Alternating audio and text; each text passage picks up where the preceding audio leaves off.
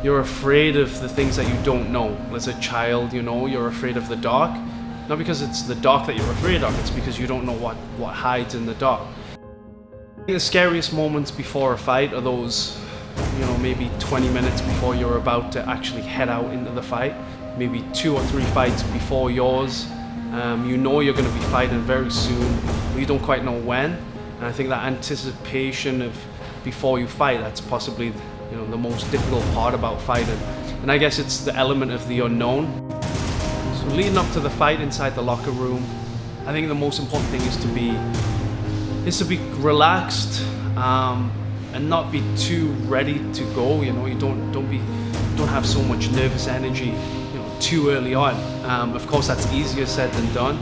But you don't want to be walking around nervous, anticipating the fight, you know, well before the fight actually happens, because you waste a lot of energy. When you warm up for a fight, those are the times where you're the weakest that you've probably ever felt. You know, you warm up, you start jogging around, you know, you start pummeling and grappling and hitting pads with your teammates, you know, and you find that you're tired very quickly, you know, and you start to think, what's going on here? Why am I so tired? You know, last week when I was training, I could go 5 rounds and I was barely breathing hard. But you know, those moments before a fight, you know, you spend 1 minute hitting the pads, and you know, you're dying, you're breathing heavy. And you know, you start to think of bad things in your mind. You start to think of the worst case scenario. You know, what happens if I'm not ready? What happens if my fitness isn't good enough?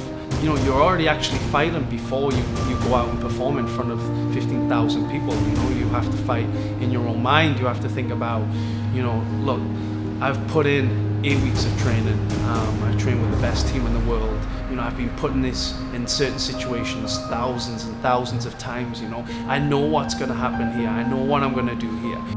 Your teammates are very important on the day of the fight, and it's very important to surround yourself with the teammates that you've been training with day in, day out for the actual fight. Your teammates, not only are they there to train with you, you know, they've been with you on this journey, this 8-week training camp that you've put your body through. Your teammates have been there every step of the way. And I think before a fight, when you worry about, you know, when you step inside the cage because it's just you fighting alone, I think having the strength and being surrounded by the teammates, it kind of, you know, it makes you feel at ease knowing that you're not actually going into this fight alone. Once your name is called and you follow your liaison officer, you walk through the tunnel with your teammates and your cornerman, there's no turning back.